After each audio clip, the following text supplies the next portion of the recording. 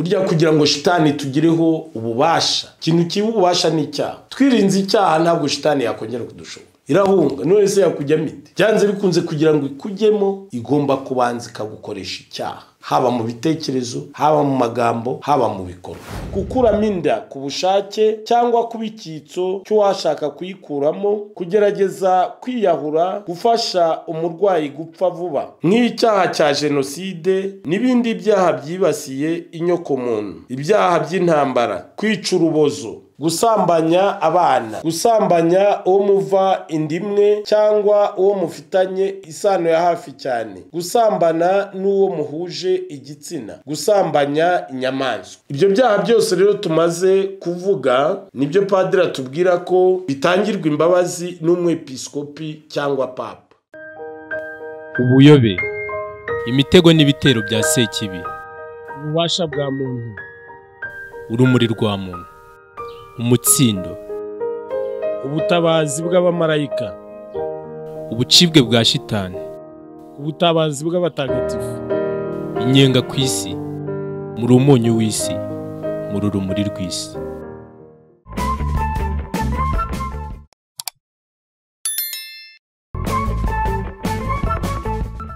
Mutima za Nyagasani, Kristo Yezu akuzwe. Nshimishijwe n'uyu mwanya nongeye kubona kugira ngo nze dukomeze tuganira kuri penitensiya. Ko penitensiya ni ubuzima, kugira ngo twumve rero penitensiya ni ukumva n'uburemere bw'icyaha.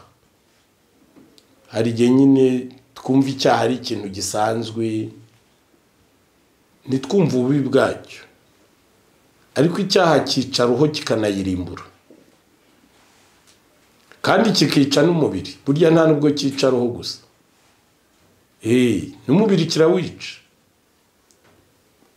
Hari ibyaha byinshi shitani duteza, nako hari indwara nyinshi shitani duteza yuririye ku byaha. Burya kugira ngo shitani tugireho ububasha, ikintu kiba ububasha ni icyaha. Twirinze icyaha ntabwo shitani yakongera kudushobora, irahunga. None se yakujyamo ite?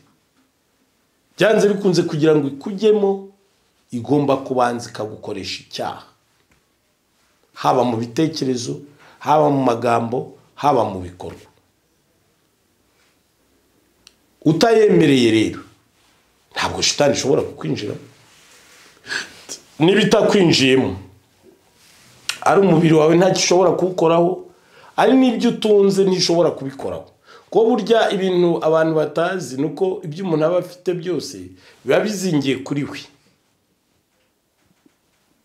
Intege nke z'ukwemera kwawe zishobora gutuma shitani ibigiraho ububasha. Imbaraga zo mu kwemera kwawe zishobora gutuma shitani itabigiraho ububasha. Bitavuze ko hari ababa bari ku rugamba. Urugamba ni ikindi. Iyo uri ku rugamba ho, kubera ko ibikoresha imbaraga nyinshi, ishobora kubisenya kugira ngo iguce intege. Ni guca intege ibona uko yinjira mu mubiri. Cyo gihe rero wirinda gucika intege. Niyo hari ibyikubise byawe urayibwira uti genda sha. Imana izampa ibindi.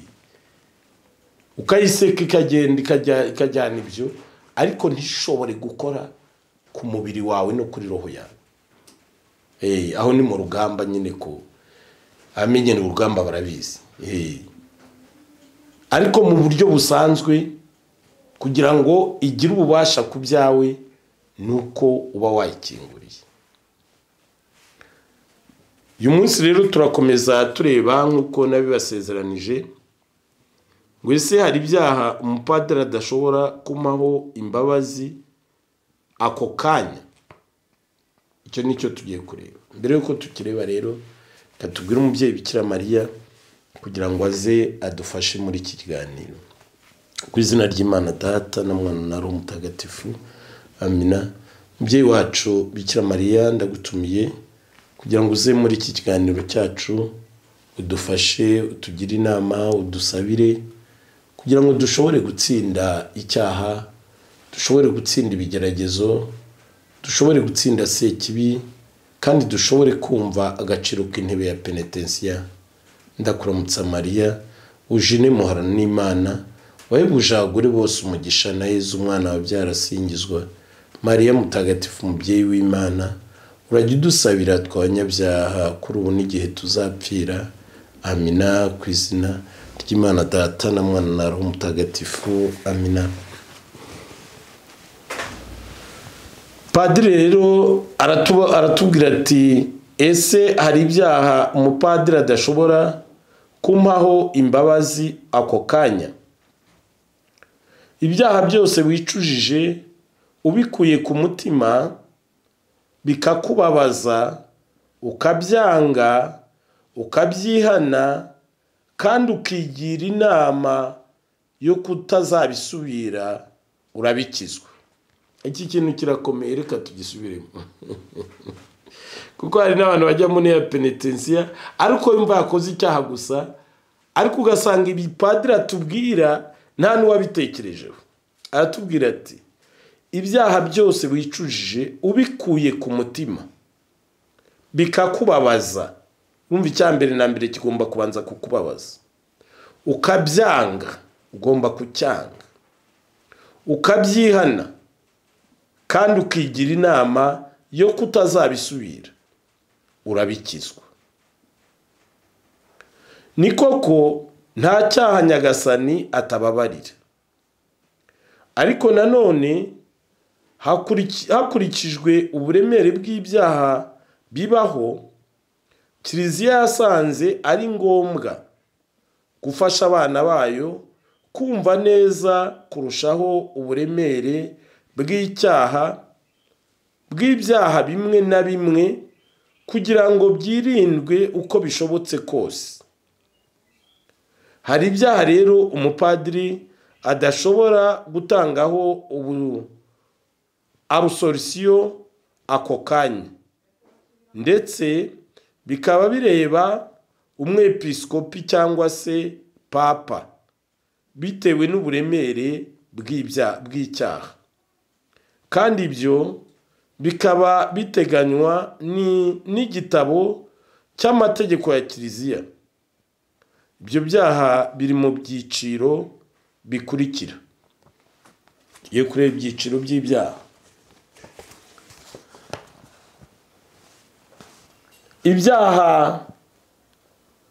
Ibyaha binyuranye n'idini n'ubumwe bwa Kiliziya. Bya binyuranye n'idini n'ubumwe bwa Kiliziya, nko kuba umuhakanyi, umuyobe, kwigomeka kuri Kiliziya, kurwanya Kiliziya, gusenga ibigirwamana. Reba muri kanonike 1364 n'1369. Ibi byaha bibangamiye ubuzima bw'umuntu n'ubwisanzure bwe, nko kwica umuntu wabigambiriye, gushimuta umuntu, gusambanya umugore cyangwa umukobwa ku ngufu, gukuramo inda ku bushake cyangwa kuba icyitso cy'uwashaka kuyikuramo, kugerageza kwiyahura, gufasha umurwayi gupfa vuba. Reba kanonike 1397 n'1398. Ibyaha byo mu rwego rwa sakirirego, nko gusuzugura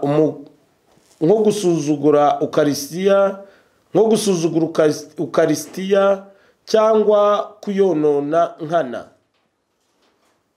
gukinisha kuvuga misa utari umupadiri, gukinisha gutanga penetensiya utari umupadiri, guhohotera umusaserdoti uri ku murimo we, guhumanya Kiliziya cyangwa ingoro y'Imana, gusuzuguza cyangwa kumena amashusho matagatifu, reba canonique 1367, 1370,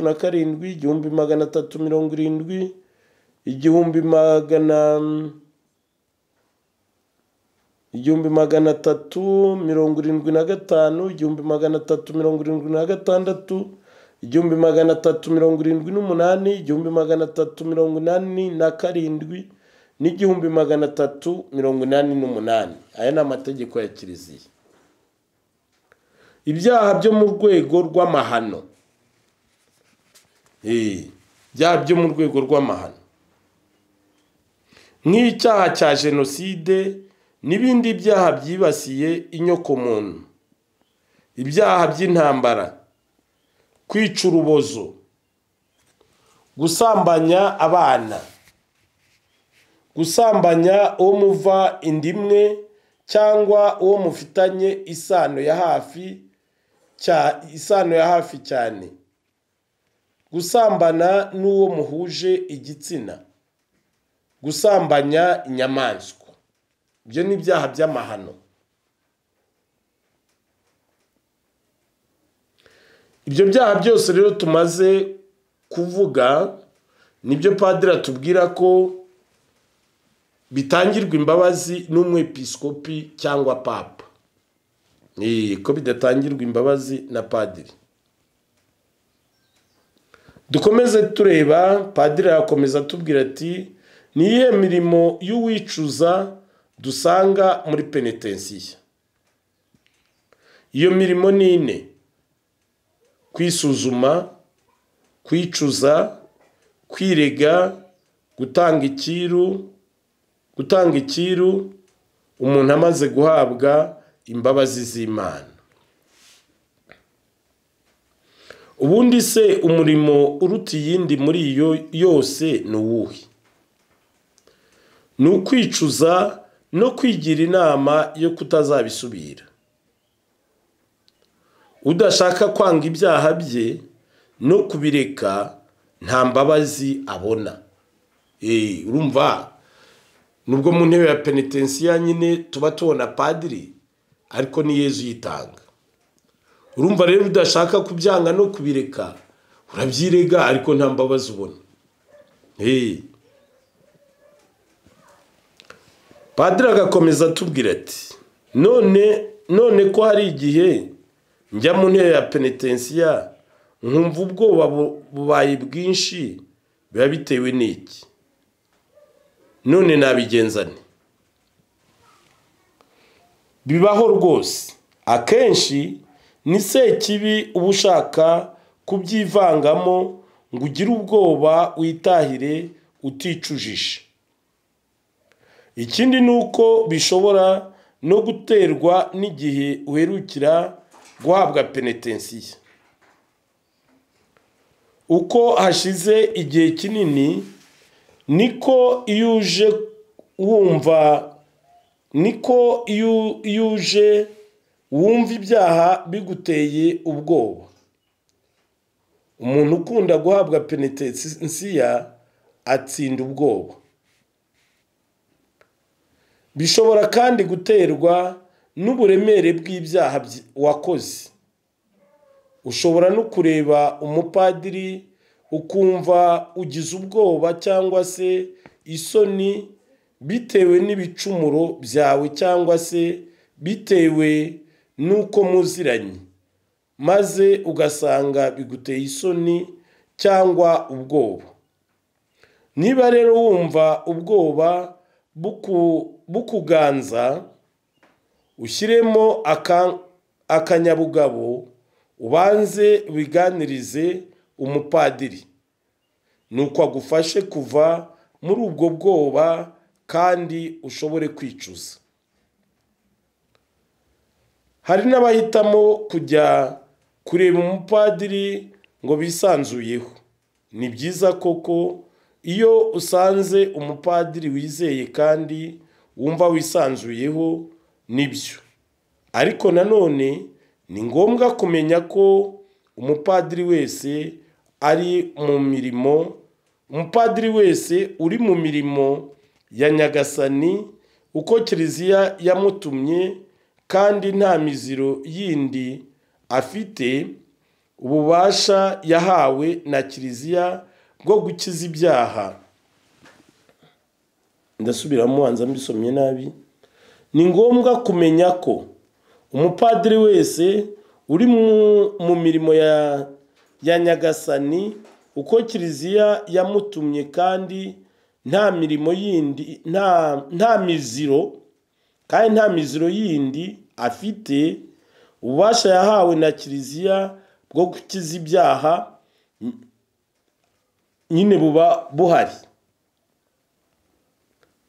Nta kwirukanka uhindagura cyangwa uhinduranya abapadiri ngo ngaho wifitiye ubwoba cyangwa isoni.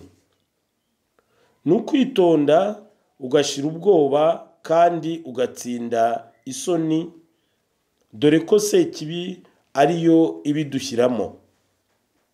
Kuko nta mupadiri usumba undi mu bubasha bwo gukiza ibyaha. Ukanazirikana ko nawe ari umunyantege nke, ariyo mpamvu yumva abanyantege nke. Reka turebe, aratubwira kureba mu gitabo cy'Abahebureyi, baruwa Pawulo mutagatifu yandikiye Abahebureyi, umutwe wa 5 ku murongo wa 2. Abahebureyi umutwe wa 5 umurongo wa 2.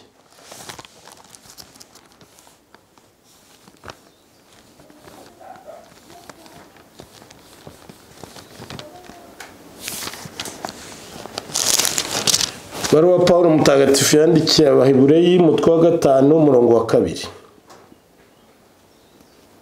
Ubwo nawe ari umunyantege nke muri byinshi, ashobora kumva abatarasobanukirwa bagihuzagurika. Iryo ni ijambo ry'Imana. Ubwo ari umunyantege nke muri byinshi, ashobora kumva abatarasobanukirwa bagihuzagurika. Icyo nicyo padiri yashaka ko dusobanukirwa. Icyakora nanone inama isumba izindi nuko bishobotse wagira umuyobozi cyangwa umujyanama wawe wa roho. Inama isumba izindi nuko bishobotse wagira umuyobozi cyangwa umujyanama wa roho wihariye. Padiri agakomeza agira ati, ko hari igihe njya mu ntebe ya penitensiya, nagerayo ibyaha nkabyibagirwa, nabigenza nte? Birashoboka rwose. Bishobora guterwa n'ubwoba cyangwa Sekibi ushaka kukuvangira. Ushobora nanone ariko kubyibagirwa bitewe n'uburyo wisuzumye, ukaba utabifashe mu mutwe, cyangwa bitewe n'uko ibyaha bingana. Iyo ukunze kubyibagirwa, niba uzi gusoma no kwandika, ushobora kubishyira ku gapapuro gato igihe wisuzuma, hanyuma ukaza kubisoma igihe uraba urimo wirega. Nyuma iyo urangije agapapuro uragaca. Murumva inama padiri atugira, avuga ngo iyo ukunze kwibagirwa, niba uzi gusoma no kwandika, ushobora kubishyira ku gapapuro gato igihe wisuzuma, hanyuma ukaza kubisoma igihe uba urimo wirega. Nyuma iyo urangije agapapuro uragaca. Agakomeza agira ati, ni kuki hari igihe nshaka guhabwa penitensiya, ariko ibyaha nkabibura, kandi maze igihe kirekire ntahabwa penitensiya.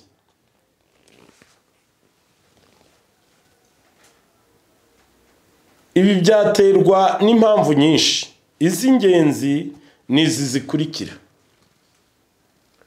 kudasobanukirwa icyaha. Hari ibyo ushobora kuba ukora kandi bibi, wowe ukibwira ko atari bibi. Urugero, nk'umubyeyi utuka cyane umwana akibwira ko ntacyo bitwaye.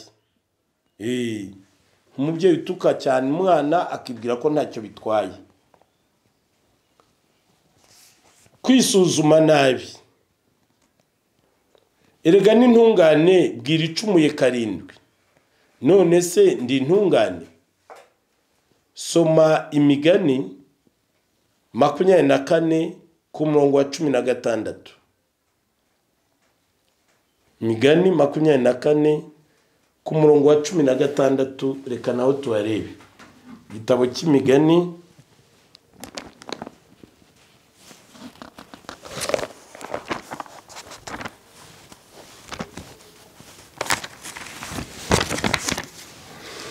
Igitabo cy'Imigani 24 umurongo wa 16.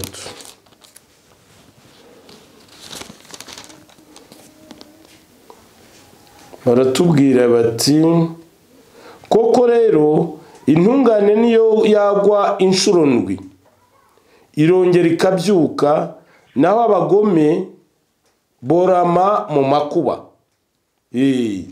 Intungane niyo yagwa inshuro ndwi irongera ikabyuka, ariko abagome bakorama mu makuba. Ikindi, none se iyo utangiye igitambo cya misa, twese nk'abaje kanongere nsubiremo. Ikindi, none se iyo dutangiye igitambo cya misa, twese nk'abaje gusingiza Imana, koko ninde utavuga hamwe n'umusaseredoti ati, nemereye imbere y'Imana ishobora byose n'imbere yanyu bavandimwe ko nacumuye rwose? Padiri agakomeza agira ati, akamenyero gake ko guhabwa penetensiya. Iyo ukunze guhabwa penetensiya, ubona inema zigufasha guhora ushaka gutunganira Imana, ugahora wisukura, ku buryo n'iyo uguye gato uhita ubibona kandi bikakubabaza, bityo ukumva ushaka kujya kwicuza. Uzarebe n'ubundi umuntu udakunda kwiyuhagira cyangwa koga, iyo agiye mu mazi hari igihe kubona ico cyangwa umwanda umuriho bimugora. Ariko umuntu ukunze kwiyuhagira cyangwa gukaraba, iyo agiye mu mazi kwisukura, ahita abona ico n'umwanda bimuriho kandi kubivanaho ntibimugore. Kuba umenyereye, Padiri agakomeza atubwira ati, kuba umenyeranye n'ikibi kikaba cyaraguhumye amaso utakibona n'ububi bwacyo. Hari umugani w'Abayahudi ugira uti, iyo ukoze icyaha inshuro 3 utisubiraho ngo wumve ko ari bibi, ugeraho ukibwira ko ntacyo bitwaye. Iyo ukoze icyaha inshuro 3 utisubiraho, ugeraho ukibwira ko ntacyo bitwaye. No kutagira umujyanama mu byaroho ukugira inama. Igishuko rero bamwe bashobora kugwamo cyangwa se bagwamo, ugasanga umuntu aravuze ati, nta cyaha mbona mfite, sinibye, sinabeshye, sinsambana, sinishe, nta muntu nagiriye nabi. Icyo gishuko cyatsindwa no kuzirikana kuri ziriya mpamvu tumaze kuvuga, ndetse no kumva neza amagambo mutagatifu Yohani intumwa atubwira aho agira ati: niba tuvuze tuti nta cyaha tugira, tuba twibeshya ubwacu, nta kuri kuba kuturimo.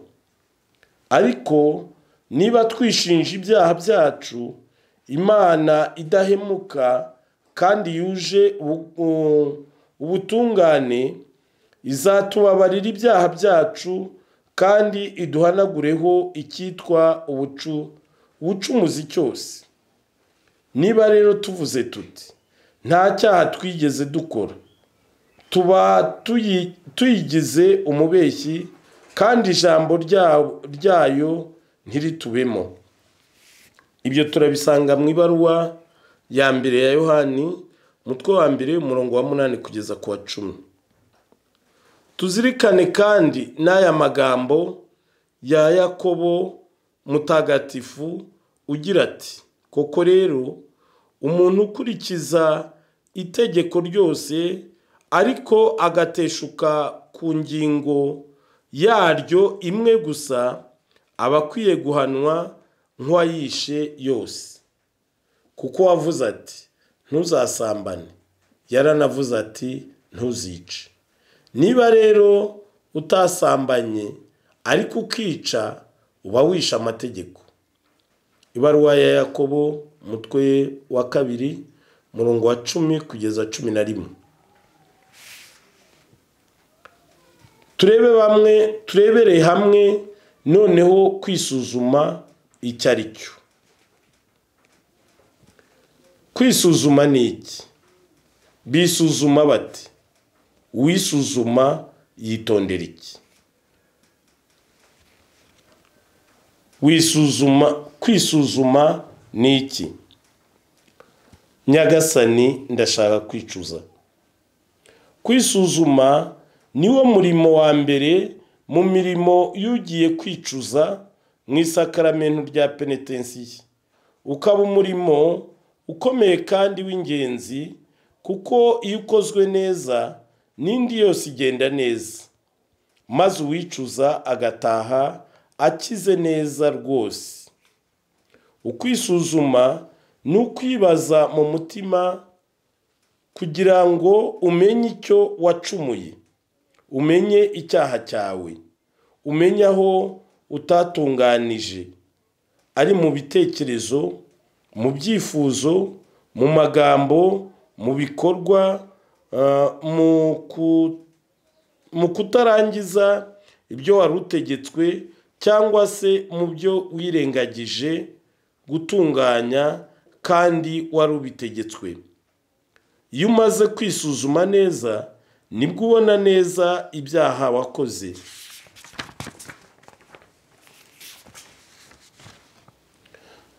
Nuko bikakubabaza, maze ukiyemeza kubyicuza no kubyirega, ugahabwa imbabazi z'Imana, ugatanga icyiru. Bisuzuma bate? Nyagasani, ndashaka kwicuza. Umukristo yisuzuma yibaza igihe aherukira guhabwa penetensiya, aherukira guhabwa isakaramentu rya penetensiya, akibaza niba yarahawe imbabazi z'Imana, akibaza niba yaratanze icyiru, niba yaragerageje kwisubiraho, niba inama yagiriwe yarazikurikije. Nyuma akiyibutsa amategeko y'Imana n'aya Kiliziya, akibaza uko yatunganije cyangwa uko yaciyeho, maze akamenya ibyaha bye. Hano dushobora kwisuzuma mu bice bibiri. Hari ukwisuzuma muri rusange, n'ibyo hari kwisuzuma muri rusange, ibyo nibireba abakristo twese muri rusange. Ni ukuvuga ko mu kwisuzuma kwanjye, niba koko nshaka kubona ibyaha byanjye ngo mbone ubu byicuza, nshobora kwisuzuma mpereye ku mategeko y'Imana, amategeko ya Kiliziya, ku mizi y'ibyaha, ku by'Imana yampaye, ku migenzo myiza, maze ngakomeza nkareba no mu nterahirwe dusanga mu ivanjiri ntagatifu kwanditswe na Mutagatifu Matayo, umutwe wa 5 ku murongo wa 3 kugeza ku wa 10. Mu nterahirwe Matayo umutwe wa 5 kuva ku murongo wa 3 kugeza ku wa 10. Mu nterahirwe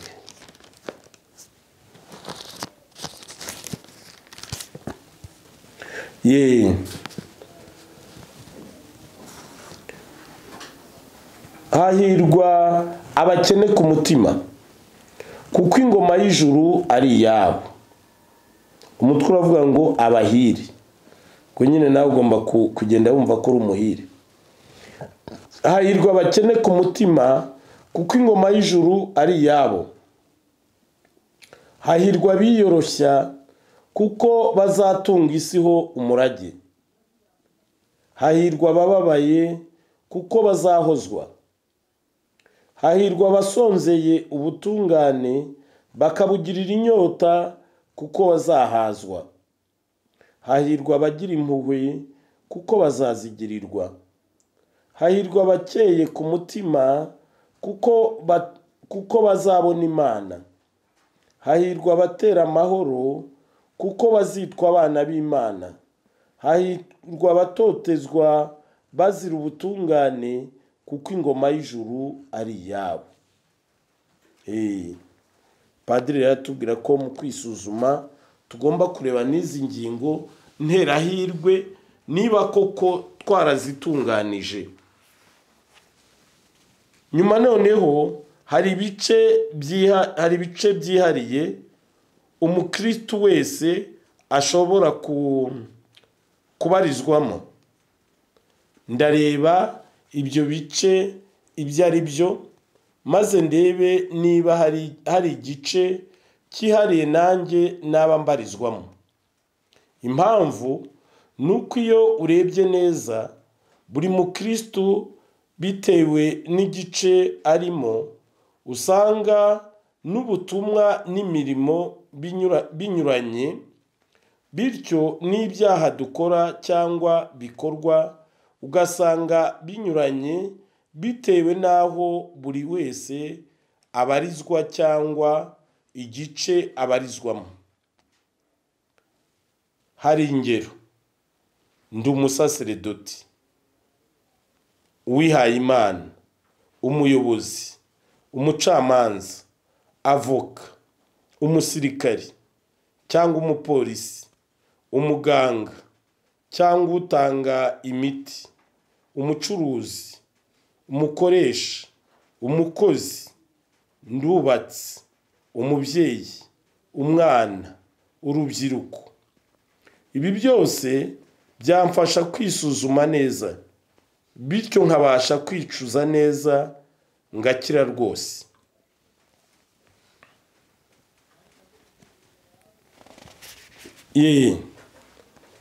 Padiri agakomeza atubwira ati, wisuzuma yitondera iki? Nyagasani, ndashaka kwicuza. Wisuzuma yirinda kuvuga ngo reka mpfe kugenda njye mu ntebe ya penetensiya, ibyaha ndajya mbyibukiramo, cyangwa ngo ubwo nibutse bike reka njyane ibyo. Ni ngombwa kubanza kwisuzuma neza rwose mbere yo kujya mu ntebe ya penetensiya. Ni ngombwa kubikorana umwete, nta kwigerezaho uvuga ngo ntacyo bitwaye. Ni ngombwa kwirinda ubwirasi bwatuma ushaka no guhisha ibyaha byawe, ahubwo n'uguca bugufi nk'umunyabyaha koko ushaka gukira.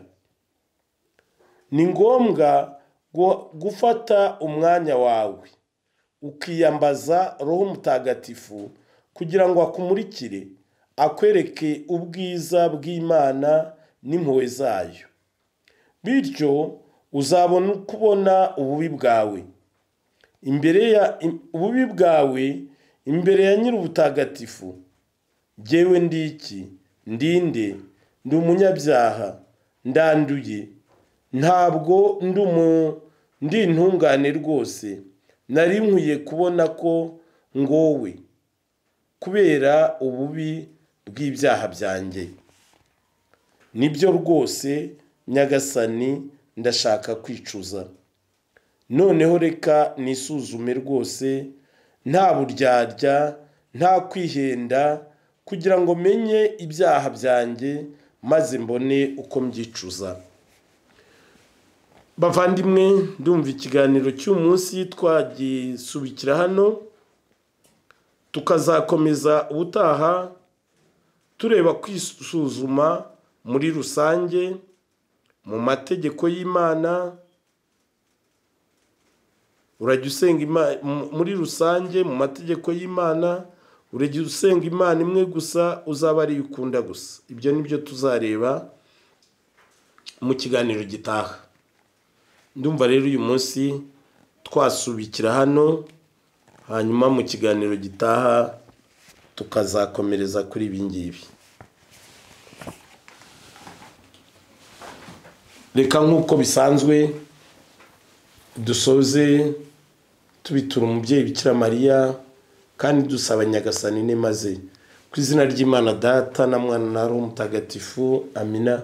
Mubyeyi wacu Bikira Mariya, ndagutumiye kugira ngo uze usabire abana bawe, ari abashaka kwicuza, abashaka kujya mu ntebe ya penitensiya, ari abatarabyumva, ari abafite intege nke, ari abarwayi, kugira ngo bose ubabe hafi maze ubagire inama, kandi nawe ubasabire icyo ubona bakeneye, kuko buri wese aba afite icyo akeneye. Nk'umubyeyi rero, umubyeyi wese yibanda ku bana be barwaye. Niyo mpamvu ngusaba yuko abataye ukwemera, abayobagurika, n'abandi batarumva agaciro k'intebe ya penitensiya, kubaba hafi kurusha abandi kugira ngo basobanurire. Nyagasani Yezu Kristo Nyirimpuhwe, ndakwinginga ngo urambure ikiganza cyawe ku bana bawe, bamanuremo inema, ububasha, bamanuremo umukiro wawe, ubahe urumuri rubamurikire, kugira ngo bashobore kubona, kumva no gusobanukirwa ububi bw'icyaha, bakirwanye kandi bagitsinde mu izina ryawe, bayoboke intebe ya penitensiya bisukure. Ndagusaba Nyagasani Yezu, ububasha bwawe butumanukireho, maze mu izina ryawe twirukane sekibi, tuzimeneshe, tuzirohe mu nyenga y'irimbukiro. Izina ryawe rihabwe ikuzo mu ijuru, ku isi n'ikuzimu baripfukamire. Sekibi, mu izina rya Yezu Kristo ndakwirukanye, uve muri abo bana b'Imana ujye mu nyenga y'irimbukiro. Mu izina rya Yezu Kristo ndakwirukanye, bavemo ujye mu nyenga y'irimbukiro. Imitego wategaga abajya mu ntebe ya penitensiya ndayirimbuye mu izina rya Yezu Kristo. Ubasha bwe bwabuzaga abantu kujya mu ntebe ya penitensiya ndaburimbuye mu izina rya Yezu Kristo. Ubasha bwe bwibagizaga abantu ibyaha ndaburimbuye mu izina rya Yezu Kristo. Ubasha bwe bwibagizaga abantu ibyaha ndaburimbuye mu izina rya Yezu Kristo. Ubasha bwe bwabacaga intege ndaburimbuye mu izina rya Yezu Kristo. Ubasha bwe bwabahumaga amatwi n'amaso ndaburimbuye mu izina rya Yezu Kristo. Ubasha bwe bwababuzaga kugira inyota y'Imana ndaburimbuye mu izina rya Yezu Kristo. Ubasha bwe bwababuzaga kugira inyota y'ubutungane ndaburimbuye mu izina rya Yezu Kristo. Ubasha bwe bwababwiraga ko padiri ari umunyabyaha ndaburimbuye mu izina rya Yezu Kristo. Ibyo wabashukishaga byose ndabitwitse mu izina rya Yezu Kristo. Genda mu nyenga y'irimbukiro, genda mu nyenga y'irimbukiro, genda mu nyenga y'irimbukiro. Umubyeyi Bikira Mariya nagukandagira komena umutwe, nakujanjagura ubusugi bwa Bikira Mariya nibukurimbure, ubutasama mu cyaha bwa Bikira Mariya nibukurimbure, ubutasama mu cyaha bwa Bikira Mariya nibukurimbure.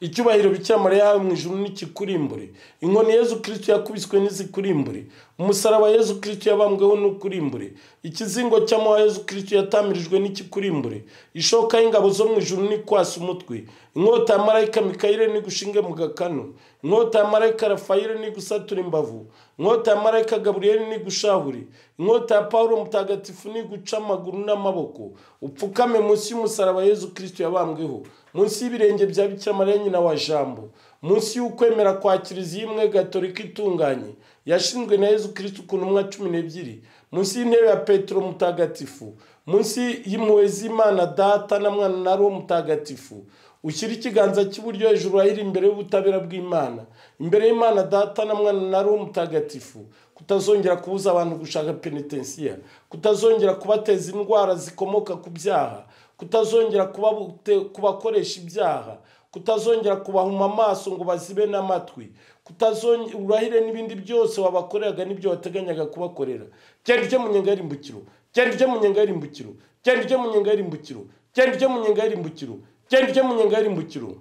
Mana Data nyir'ijuru, ndakwinginga ngo urambure ikiganza cyawe ku bana bawe, bamanuye iminema, ububasha, ubutwari, ubudacogora n'ubudahangarwa, ubahe gutsinda ibigeragezo n'ibishuko n'imitego ya nyakibi. Ndagusanga urambure ikiganza cyawe ubahe umugisha, umugisha ubwenge bwabo, umugisha ibitekerezo byabo, umugisha roho zabo n'imibiri yabo, umugisha ibyo wabahaye n'ibyo witegura kubaha byose, umugisha wawe batagatifuze, umugisha wawe barinde, umugisha wawe bakomeze, umugisha wawe uzabageze mu ngoma y'ijuru. Mubyeyi impuhwe Bikira Mariya, ndagusanga batwikiriza igishura cy'ubusugi bwawe, barinde imitego ya nyakibi, wabe hafi, ubarengere ubasabire, kugira ngo bashobore gutsinda nk'uko Yezu Kristo yatsinze. Bikira Mariya nyir'impuhwe, wibuke ko ntawe ugeze kumva, ko washubije inyuma waguhungiyeho, agutakambira ngo umurengere umusabire. Nicyo gituma nkwizera, ndakugana nkuganyira, umuhagarare uko ndi umunyabyaha, mubyeyi w'umukiza, ntiwirengagize ibyo nkubwira, ubyumva ubyiteho. Amina. Ku izina ry'Imana Data na Mwana na Roho mutagatifu. Amina. Mugira amahoro ya Kristo kandi mukomeze kubana na Yezu na Bikira Mariya na Yosefu batagatifu. Mugira ibihe byiza.